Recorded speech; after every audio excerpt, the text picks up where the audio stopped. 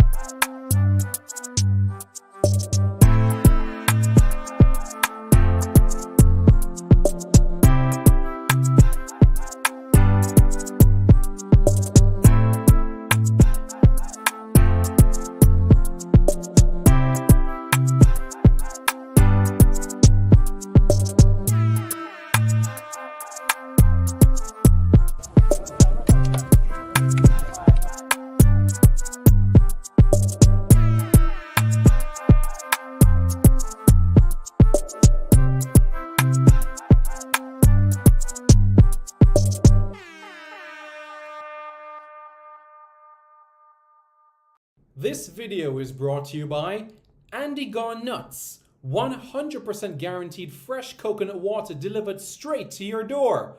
Call 876 309 6128. That's 876 309 6128. Refreshing and affordable. For more information, follow them on Instagram at Andy Gone Nuts.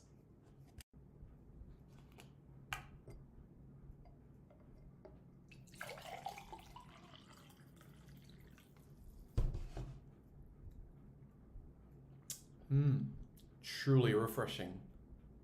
And Crumble by Mrs. C. Old English fudge and other delectable sweet treats.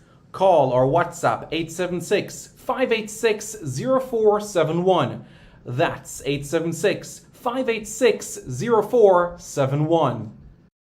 This video is brought to you by Starboys Juices, infusing fruits with sea moss in Philadelphia and New Jersey. Refreshing, nutritious, and delicious. There are numerous flavors to choose from. There is strawberry sea moss, peanut hard-on, beet and thing, pineapple sea moss, mango sea moss, pineapple ginger, ginger root, cucumber ginger, and so much more. Call Starboys at 1-267-904-3454. That's 1-267-904-3454. Call now and you won't be disappointed. If you think the juices were good, then try Starboys Jello, full of flavor and sumptuous. Again, call Starboys at 1-267-904-3454. That's 1-267-904-3454. Hey guys, thank you so much for taking your time out to watch this video in particular. But let me give you an update on a channel called Sport City. Yes, Sport City. It is a channel dedicated to everything related to Jamaican sports. Football, cricket, athletics, netball, rugby league, rugby union, tennis, lacrosse, swimming, you name it, we got it on Sport City. And what is the channel designed to do? It is designed to highlight Jamaican talents across all of those sporting disciplines. If you're a Jamaican and you're playing that sport, then we got you covered on Sport City. So it's quite simple, guys. Hit the subscribe button to Sport City right now. Good morning. Good morning, good morning, good morning. How is everybody doing? I'm Simon Preston and welcome back to Reggae Boys Commentary. This is the platform where we come together to discuss everything in relation to Jamaican football. This is your hub for everything Jamaican football related. Everybody doing okay? Let us know your thoughts in the chat. Tell us how you feel. Tell us how you are. Let me know how you guys are doing.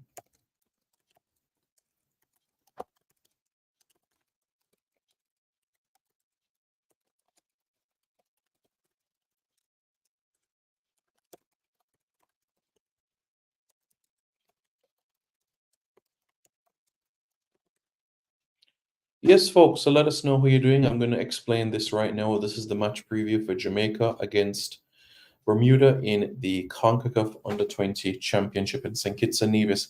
Imran Hussein, how you doing, man? Hope you're doing well. When does the squad for Nations League semi-final be released? The final 23? Sometime in March. But in a later video, we'll talk about that 60-player pool. Javon Henry says, hey, man, good to be here again. Javon Henry, where have you been, boss? Paris, Milan, Dubai, where have you been, Mr. Henry? It's been years. Where have you been, Mr. Henry? Making millions. Man, I need to contact you because you're a big lawyer, big doctor by now. Come on, man. Just but a small 10 grand, just a small 10 grand US, for your brethren. How you doing, man? I hope you and the family doing good. Tyrone Davis said, blessed morning, Simon. Blessed morning, Mr. Davis. I hope you are doing well. Hope all is well your end. Well, let us know.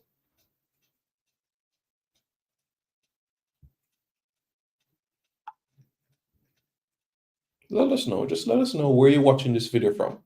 Is it Jamaica, Florida, the USA? Taron Williams says, big up Simon, good win last night. Yes, very, very good win last night. Back-to-back clean sheets, the first time since 2022. This is happening Jamaica's first win over Grenada since 2018 as well. Still breathing confidence, and I'm going to... Up and running, says Tyron Williams. I'm going to explain this table that you're seeing on your screen right now and why it is incredibly important. Because you see, in the CONCACAF region, head-to-head is weighted more than the goal difference. You heard what I just said a while ago? The head-to-head is at a higher weight than goal difference. And let me explain. So, for example, a Bermuda 3 points tomorrow would put them ahead of Jamaica in the group, regardless of whatever the goal difference is. So that is why it is extremely critical to get the minimum 1 point, maximum 3 points to continue that winning streak of things. All right, so that's why it's extremely important, because in CONCACAF, when you have two teams that are tied on points, the first tiebreaker is head-to-head. It's not goal difference, it's head-to-head. I hope everybody understands that. In CONCACAF, the first tiebreaker is not goal difference, it's head-to-head. It's head-to-head. It's head-to-head. It's head-to-head. Everybody got that? Cool. So now that we've established that the first tiebreaker in CONCACAF is head-to-head, let's look at the standings right now. Jamaica are at the top of the group with 6 points and a +3 goal difference. Bermuda, second in the group, 3 goals scored, 3 goals against. Martinique, third in the group, 2 goals scored and 2 goals against. And I know you're going to say, but Simon, Martinique got the better of Bermuda. Yes, you are absolutely right. So it's at the end of the group stages, at the end of the 3 games, you'll be able to see all of this see all of this being put together where the group is concerned. Grenada, they've been eliminated after the loss to Jamaica. So best case scenario for Grenada is to be able to, bow out the competition with pride, in their last game of the tournament against Martinique, which is one of their neighbors as well. So they can be able to hold their heads up and be able to, push ahead, and an opportunity for Anthony Modeste as well to look at some of the players to see who can make the transition into the senior national team as well. So that's what he'll be looking at as well. And we're going to talk a little bit about Bermuda so that you guys can be able to understand them, because Jamaica has played them back in 1970 at under-20 level, Jamaica getting that 1-1 draw. In terms of the senior level, let me just say that in relation to the senior level, the last time that Jamaica took on Bermuda, we have to go back to 2020. And this was on the day where Jamaica had 1 COVID case in Jamaica, or 2 COVID cases in Jamaica. That was the last time Jamaica took on Bermuda. And that was a 2-0 victory at the Montego Bay Sports Complex, thanks to goals there from Jordan Fletcher and Kemar Boshi-Beckford. But that's at the senior level. Jamaica, 4 wins, 3 draws against Bermuda at the senior level. At the under-20 level, there's been a 1-1 draw, which was back in 1970. Different sort of squad to right now, but I'm going to talk to you a little bit about Bermuda so that you guys can know them better. Okay? So first thing first, Bermuda is a British overseas territory. What does that mean? Everyone that is born in Bermuda, the Cayman Islands, the British Virgin Islands, Anguilla, Montserrat, they're all born with a British passport. I say that again. If you're born in Bermuda, if you're born in the Cayman Islands, if you're born in the British Virgin Islands, if you're born in Anguilla, if you're born in Montserrat, you are born with a British passport. These are British colonies, or as they're known today as British Overseas Territories. A British Overseas Territory. Cayman Islands, Bermuda, Anguilla, British Virgin Islands, Montserrat. These are British Overseas Territories. So these countries, once you're born in these countries, you're born with a British passport. You can go to the UK without a visa. You can travel to certain parts of the world without needing a visa. So, with that being said, now, if somebody, for example, was born in the British Virgin Islands, right? Technically speaking, once you have a British passport, you can represent the British Virgin Islands.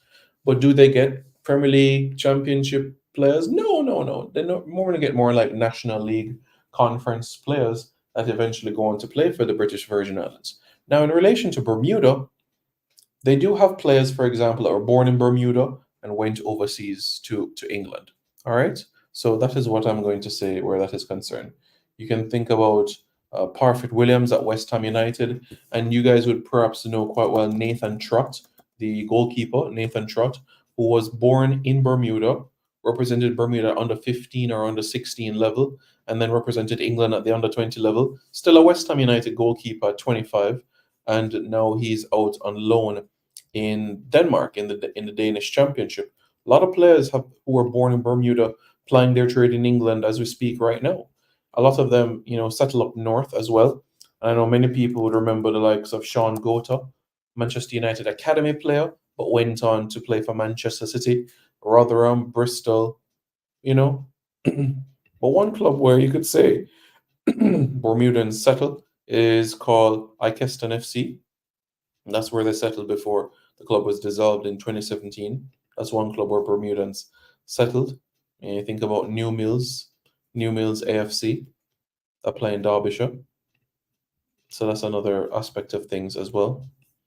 And when, as they would say in Bermuda, Nakai Wells, or Naki Wells, we might say, now playing straight at Bristol, but we saw him at Huddersfield Town, we saw him at Burnley, we saw him at Bradford City. 33 years old, perhaps Bermuda's best player right now, arguably. Dale Eve is at Hereford Town, Roger Lee at Barnwell.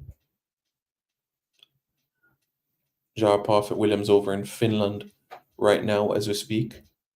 So there's a lot of players that Bermuda have. Denise Hill, who is in the under 21s at Leicester City as we speak. One player I was really, really impressed with is Rai Simons, who was at Chesterfield, now at North Village Rams in Bermuda. 28 years old now. It's amazing how time goes by so quickly. Brian Martin says, "Good morning, Mr. Preston. Bermuda is a good place. I used to work for a company there. They're very protective of homegrown folks in the corporate world. Wondering if it's the same in sports." Yes, protective. Well, what I can say is that it's extremely remarkable the number of players that were born in Bermuda that have ended up in England. Well, it's quite understandable the reason, because there's no travel barrier. You have non-stop flights from Bermuda to the UK every day. You don't need a visa because they're already born with a British passport, so they don't go through immigration because it's like a domestic flight. You're going from one part of England to the next, essentially. So to answer your question in terms of protection, what I will say is that the players that you see that ply their trade in England, a vast majority of them were born in Bermuda itself, not born in England to Bermudan parents or anything like that, but actually born in Bermuda and plying their trade overseas. Bermuda has a partnership with West Ham United and Manchester City. West Ham United, for obvious reasons, you think about Clyde Best, who was one of the first black players to play in England, and his spell in England. So they set up a partnership there. And of course, Manchester City with Sean Gota. So that is why you would see every now and again Manchester City and West Ham United having camps on the island of Bermuda, because in relation to these players that have done so well within the club. And now there are plans for Naki Wells to set up a partnership between the Bermuda Football Association and Bristol City. So think about it. Bermuda, British Overseas Territory, located east of South Carolina or North Carolina, having West Ham United and Manchester City and Bristol City scour the island for talent to take them to mainland England. That in itself is absolutely fantastic when you factor all of those, things in. Bermuda being able to accomplish this, in due course, we certainly want Jamaica to be able to accomplish this as well,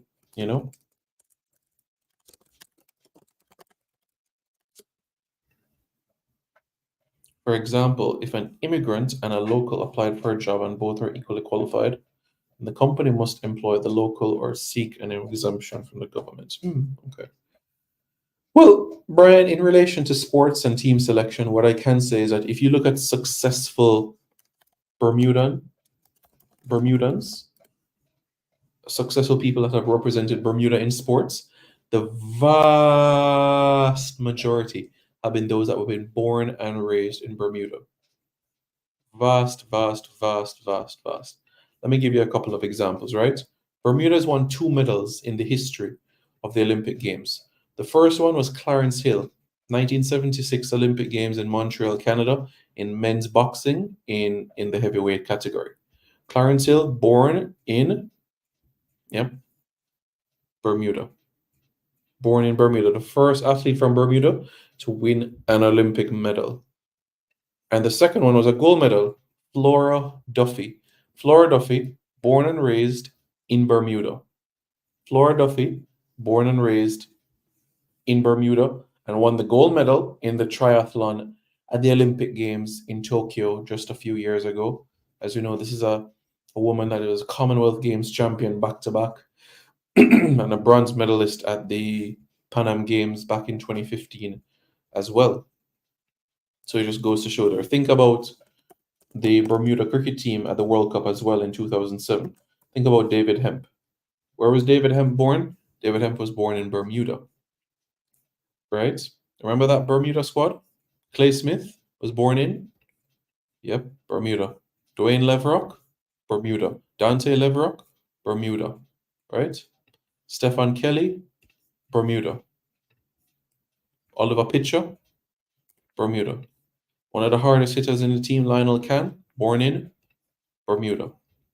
If you really look at that squad in particular, Brian, the Bermuda team that has competed at a World Cup, right? Even Malachi Jones, born in Bermuda. If you really want to look at that squad, the only player that was born outside of Bermuda would have been Salim Mukadim, and Salim Mukadim was born in South Africa. Apart from that, the entire squad was Bermudan born. That'll be good for Caribbean though, as I think their talent search could stretch to other countries based on their view of other leagues. Yes, I agree with you, Brian. I 100% agree with you that it is good. But what I'm saying is, right, what Sean Gota did for Bermuda and, well, by extension, at Manchester City, Manchester City fans are always grateful for the work that he did. Clyde Best, right, what he did at West Ham United. These men created the partnerships to ensure that would open the door for scouts, coaches, clinics, academies to be set up on the island of Bermuda. So similarly, Ricardo Bibi Gardner spent over a decade at Bolton. Ricardo Fuller 6 seasons at Stoke City. Adrian Mariappa over a decade at Watford. I do think conversations, I do genuinely believe that you can have conversations that can take place where a Maps, where a Bibi, where a Fuller can be able to discuss with Stoke, with Bolton, with Watford, to be able to come to Jamaica and say, listen, in the summer, would love for you to have a 2-week camp. All right. At the end of the camp, you take 5 of our players on trials. At the end of those trials, out of that 5, you take 1. You take 1 of them and put them in the academy. I do think these conversations are extremely important. And the more that Jamaicans do well at clubs in England, I do think it will open more opportunities. Leon Bailey at Aston Villa. Good morning, Claudette. How are you doing? I hope you're doing well. So, Brian, just think about it, right? Adrian Mariappa, a decade at Watford. You think about Bibi Gardner, 11 years at Bolton. right? You think about Ricardo Fuller, who spent 6 seasons at the at Stoke City. Mikel Antonio, almost a decade at West Ham United, right? And then you factor in other players that have spent long times at clubs. Daniel Johnson, Preston North End. You think about other players that have spent long times at clubs. Think about it, really. Those individuals have spent in excess of 5 seasons at one team. If you're able to do that, you're already building up a partnership, a name, a legacy at the club, and you can always make recommendations and ensure that a team could do preseason in Jamaica as well. That's something to think about as well. Damien Bailey says, Bless up Simon, great win for the boys. Absolutely a great win. So that means now with this result that Jamaica is 1 point away from qualification to the final round in July.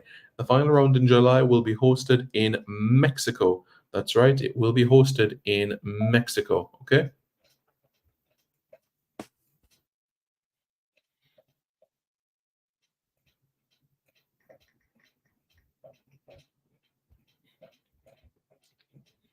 So yeah.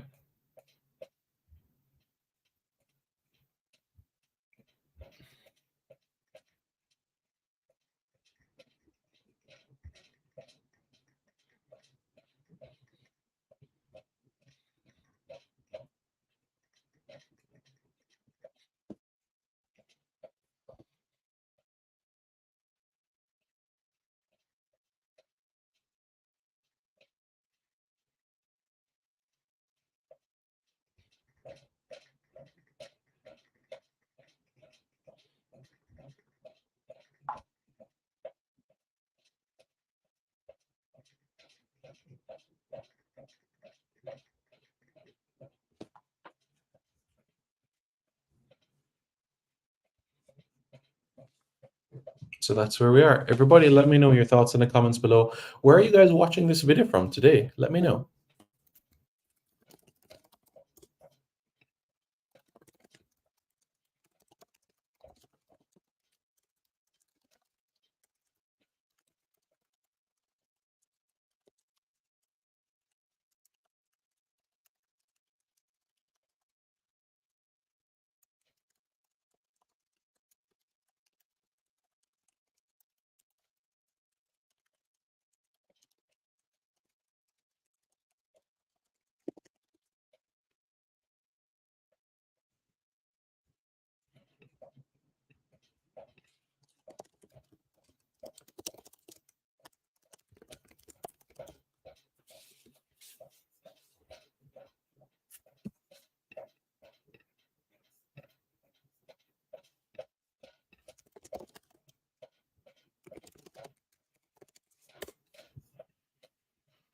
St. Martin, wait, Damon Bailey, the Dutch St. Martin, the Dutch one, not the French one, but the Dutch ones. St. Martin, Philipsburg, St. Martin. Wow, look at that. So, do you speak Dutch? Do you speak Dutch? Tell me, do you speak Dutch? Because that is amazing. That is awesome. That is awesome, honestly. You know, you have straight flights, non-stop flights from Kingston to St. Martin, Philipsburg, St. Martin. You have flights on Tuesdays, and you also have flights on Saturdays, I believe. You have a flight on Saturday that leaves at 1:50, and you land at like 5 o'clock, so it's like a 2 hour and 20-minute flight. So, you know, it's very, very impressive. You know, you have non-stop flights from Kingston to St. Martin, you know, on Caribbean Airlines. So that's cool. That's really cool. All right. All right. Nice, nice, nice.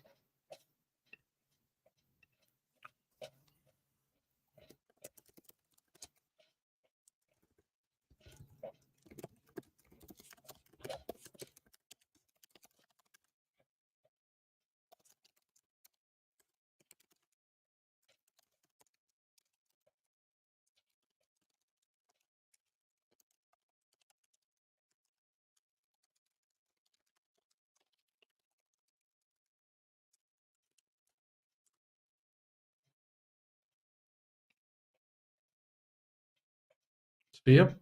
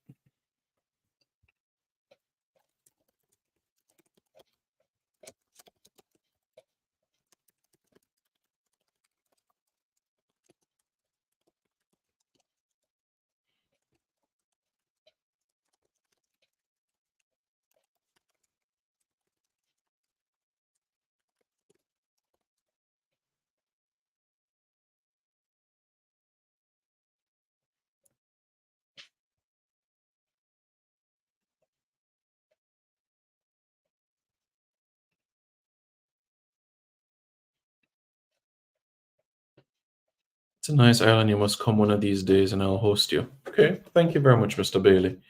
What I would encourage you to do is send a private message on Instagram if you have Instagram, Simon.Preston or Reggae Boys Commentary. Send me a private message and we'll take it from there. All right. Would appreciate that. So just send me a private message on Instagram and then we'll arrange details. But thank you. Thank you very much. I've never been to St. Martin. Okay. Cool, cool, cool.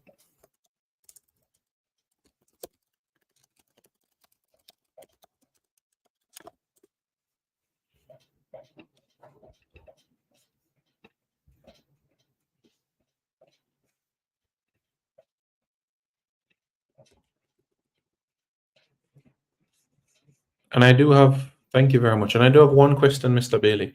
If you're going from the St. Martin, the Dutch side, to St. Martin, the French side, right?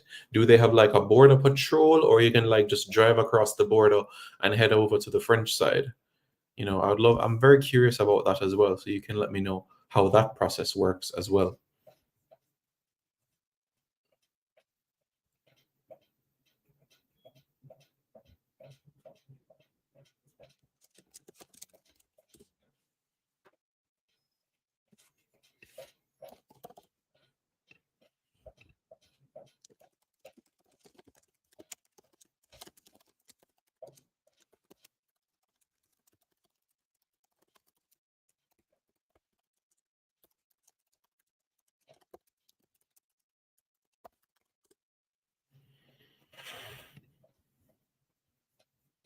Oh, okay. Interesting. That is so cool, you know, to be able to drive over the border, and that's cool, honestly. Honestly. And I guess the only international airport on the island is Princess Juliana in St. Martin, the Dutch side. There isn't an airport on the French side. That's cool. That's really cool because, you know, Damien, French is my second language, so it'd be nice to practice my French as well. So, but that's cool. That's really, really cool, honestly. All right. And in the St. Martin, the currency that you use there is the Antillean guilder, right? The Antillean guilder. It's like 2 to 1, 2 Antillean guilder to 1 US, something like that. That's cool. That's honestly is really cool. Really, really cool. Or is it euros? Or is it euros that you use on the island? One of the two. But yeah. Interesting, you know? Very, very interesting. But yes, guys, in relation to the game tomorrow against Bermuda, Bermuda is no pushover either. They're a team that you're going to see the effort that they're going to put in. And there's some aspects of how they play that we can be mindful about. How they utilize their width, the wide areas. That is something from the Bermudan standpoint that you can be mindful about. And in addition to the width, how they be able to handle pressure on them. In terms of the key players, Andrew Armstrong is going to be one of the key players for the Bermudans, alongside Gianni Burgess and also Riley Robinson. In the defense, once we're able to handle the likes of Max Mowbray, Nyan Grant, Harry Tweet, and Jackson Henderson, then we will be good to go. In goal, it should be David Martin, but let's see if Nathaniel Swan will get an opportunity to play for the Bermuda. Do you know what is the nickname of Bermuda? Yeah, the nickname, just like how you'd have the Reggae Boys for Jamaica, the nickname for the Bermuda national team is the Gombe Warriors. Yes, the Gombe Warriors. The Gombe is an iconic symbol of Bermuda. It is basically a unique performance, art full of colorful and intricate masquerade dance and drumming. This folk tradition reflects the island's blend of the African, Caribbean, and British cultures coming together. Dancers are usually male and perform in groups of like 10 to 30. And in modern times, female groups have emerged, though, I must say. The traditions have been passed down from one generation to the next within families, and the captains of each troop determine the direction of the troop and the style that is taught. Thus, within troops, that can be found subtle but distinct differences in beats, dances, costumes, headdresses, by which they can be recognized. Historically, the Gombis were not viewed as a respected art form by the island's ruling class, and are banned by the persons in ruling of the islands, and you'd find that persons We're only allowed to do this once a year. This is a way of expressing persons and how they feel. But yeah, it's quite a history in relation to Gombe. Quite a history in relation to Gombe Warriors. But that we can discuss on another day. Dan McKenzie, big up, man. Hope you are doing well. All right. Guys, thank you for tuning into this video. Really appreciate it if you guys haven't already. Mr. Blake, thank you for tuning in, guys. Hit the like button, hit the subscribe button. Let me know your thoughts as well. My prediction for the game tomorrow, Jamaica 1, Bermuda 0. Jamaica advances to the final round in Mexico, July 19 to August 4. Okay? Yes, and we use the dollar and gill. That is 180 to 1. All right, cool. I guess it's fixed at that rate. But yes, guys, what are your thoughts? What are your predictions for tomorrow's game? The Reggae Boys against the Gombe Warriors of Bermuda. Hi, I'm Damari Gray. You're watching Reggae Boys Commentary.